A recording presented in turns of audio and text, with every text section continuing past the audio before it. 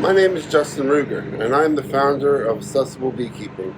Today we have the pleasure of interviewing with Laura as she asks us questions about Henry Meets a Honeybee, our bee day at Samuel's Public Library, and accessible beekeeping for the Northern Virginia Daily feature. So let's start with some background information. Tell me how you got into beekeeping. In 2015, I had a car accident. Okay.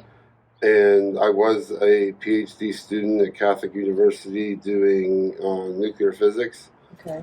And that completely changed what I was able to do. Sure. So my mother actually started beekeeping, and I would go out there and take photos and videos. Okay.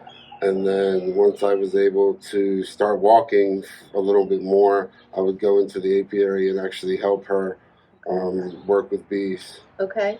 So where was your car accident? Where were you living when that happened? In Virginia. Okay. Living in Culpeper. In Culpeper. Okay. And how old were you at the time? 25. Okay. So about 8 years ago. Okay. And you were still in school? You're a PhD candidate at that time. Yes. Okay. And tell me a little bit about your injuries from the car accident. I had a TBI. What's a TBI? Traumatic brain injury. Okay. Okay. That led to seizures, and then eventually in 2020 a stroke. Oh. Okay. And so that stroke must have been, so as you were starting to recover and working with the bees, then the stroke was another setback, I Which imagine. is what led to the book. Okay. How so? I needed something to rehab my right arm, and when I was trying to draw on paper, I was ripping the paper because I had to use one arm to move the other one.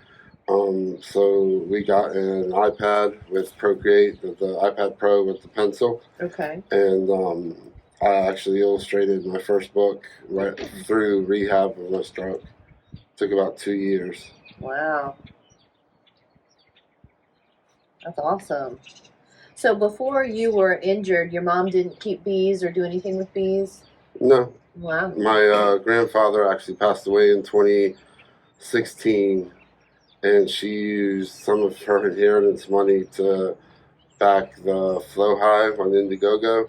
It's a special kind of hive that allows you to extract honey by using rubber frames. Okay. So they make the hexagon, and then you have a key that cranks it, and the key actually puts the hexagon together.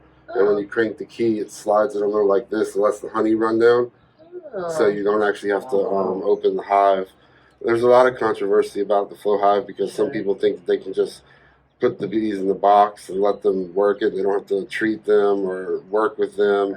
And they just think, oh, I'll get honey later. And then there's a lot of knockoffs, of course, from China and overseas that don't work or don't line up correctly, so the bees won't touch it. Oh, okay. But for you guys, it worked well. It did. Okay. We ended up winning the Good Food Awards in San Francisco in 2018 and 2019. Wow. With our honey. So why bees? Was that something that was of interest to your mom, or did she think it would help you in some way? It was interest to hers. Yeah. Okay. What's your mom's name? Dee Deesman. D-E-E? E-E. D, how do you spell her last name? I-E-S-M-A-N. Okay. Where does she live now? She just pulled out. She used to live here. Oh, okay. She's in Front Royal too. Yeah. Okay. All right. So you started working with the bees, and then after the stroke, you did illustration, and the books are about, the one that I'm familiar with is the kids one. Is that the first one, or which one did you write first? Henry Meets a Honeybee was the first one. Okay. And that came out in October of 2021.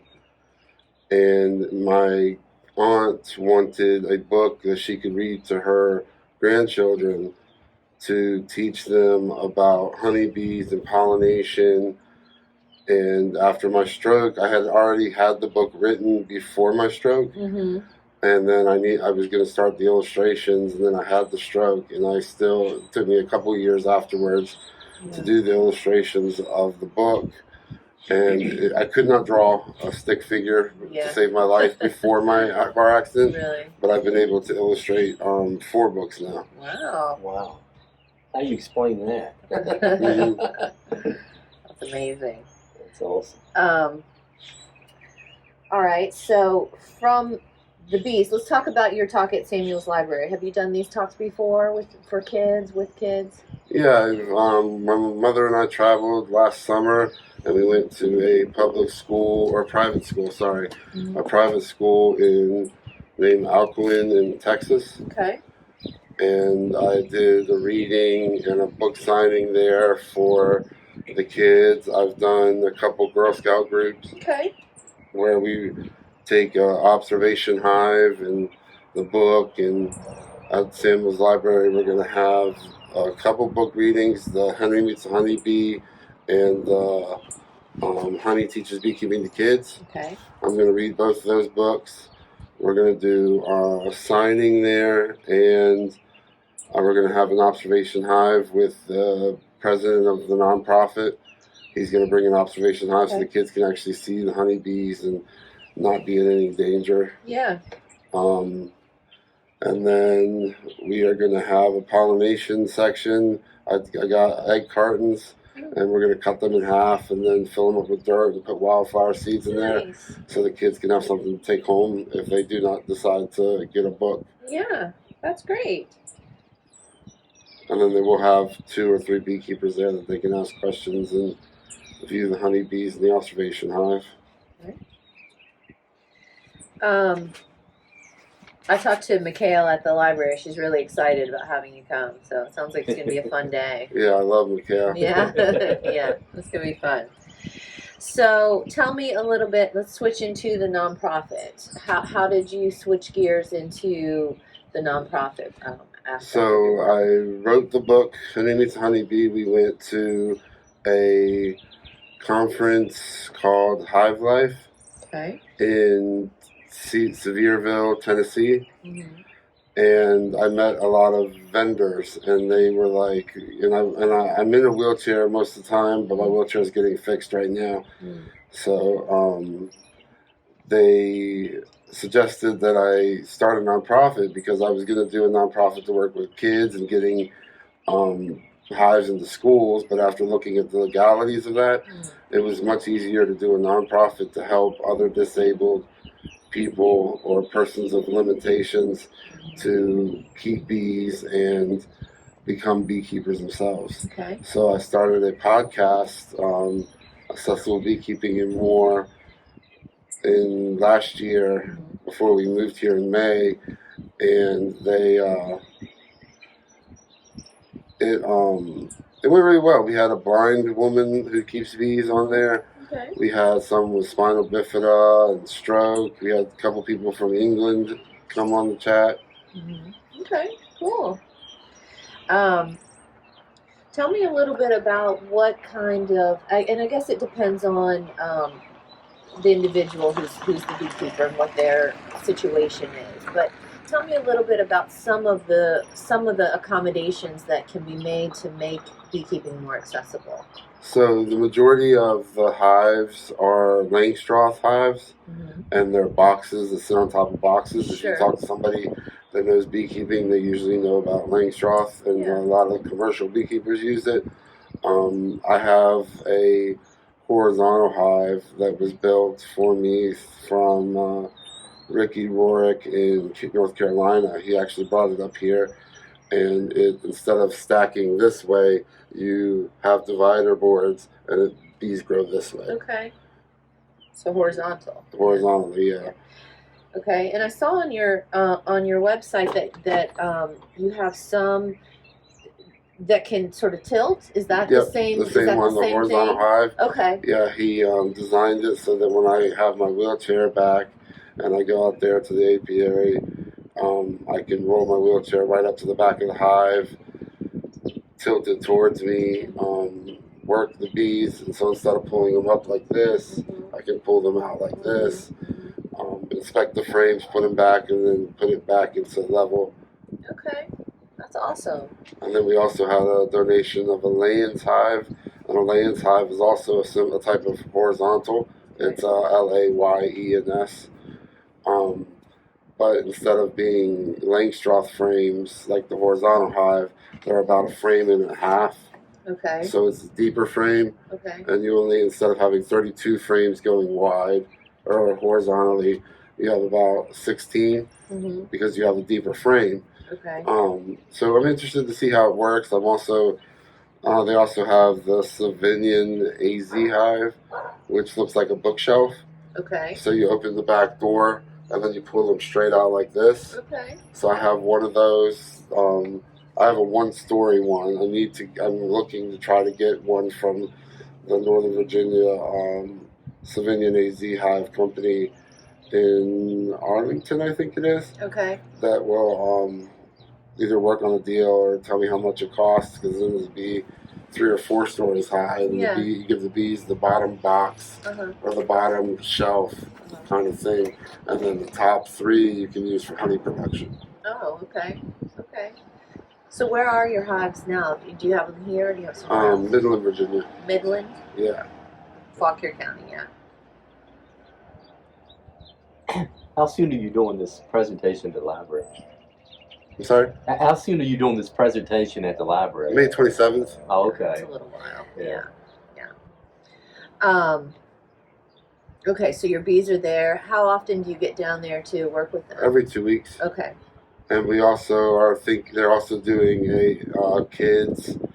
They're setting up the president of the nonprofit, Thomas DeGan, and his wife are setting up a kids learning center at the apiary, because they have their own hives and I have my hives in their property too. Okay. And they're using the book to teach the kids, and then they're going to transfer into beekeeping with my beekeeping books, and then actually they're looking for donations of protective gear so that they can get the kids into the hives. And then after a couple years of working with this kids program, they're thinking about donating a hive to the child, and then the child can keep bees themselves. Okay.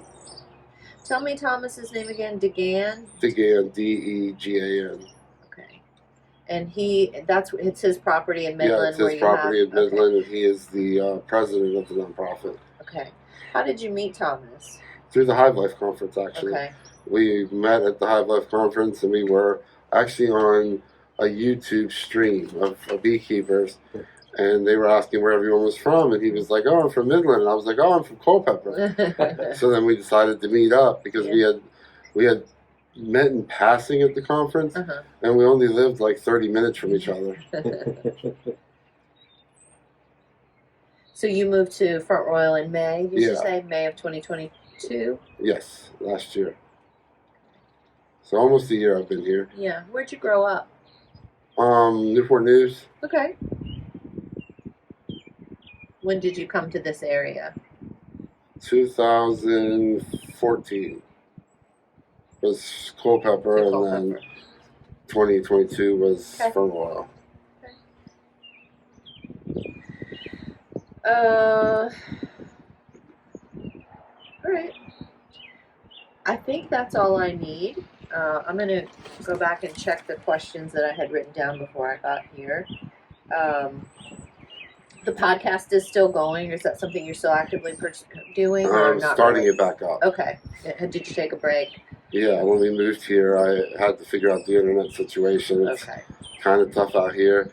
But we're starting it back up either early May or the last week of April. Okay. And then there's also a community of interest that I'm running with Joseph Ricker out of Purdue University, that where it's a bunch of beekeepers and apiculturists that get together, and we talk about how to make beekeeping accessible through national agribility. National, say that again. Agribility, AGRA ability, ABIOITY. Okay, all right. And his name is Joseph. What's his last name? Ricker, RICKER. Okay. And when are you meeting with him? I'm actually going to Purdue University June 17th to Okay. give a talk with him and Adam and Guaro from the Heroes to Hives out of Michigan State on accessible beekeeping. Adam, what's his last name? Ingraro, Ingrao. All right. There's a lot of information. Yeah, there's a lot of information. It's good. Yeah, these two books we are putting in we have two.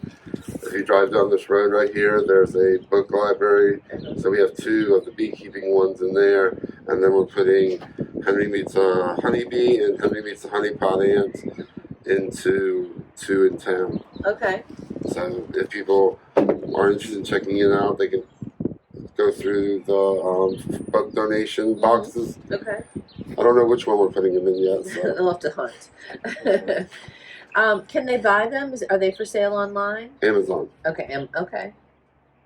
And then if someone here buys it and they want to sign it signed, they can always contact me through the email that you or the website that you contact me on, and then we can meet somewhere to sign it. Perfect. All right, I'm going to turn you over to Rich, let him take some pictures, and if I think of anything else, I'll jump back in. Yeah, you can send me messages. Yeah. So